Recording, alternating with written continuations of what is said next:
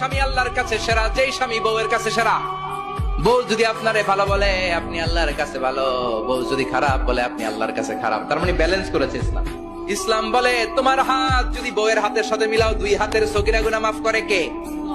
স্ত্রীর দিকে যখন তাকাও তোমার চোখের সগীরা গুনাহ মাফ করে কে? প্রতি মাসে মাসে স্ত্রীর কাপড় চোপড় আর কসমেটিক্স কেনার জন্য যে টাকাটা দাও, এই টাকাটা সদকা হিসেবে কবুল করবে কে? শুনলে অবাক হয়ে যাবে আমরা সবাই। স্বামী স্ত্রীর সম্পর্কের মতো দামি সম্পর্ক পৃথিবীতে আরেকটাও নেই। সুবহানাল্লাহ বলবেন না?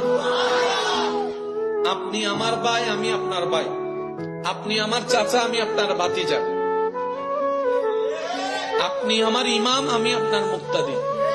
আপনি আমার বক্তা, আমি আপনার শ্রোতা।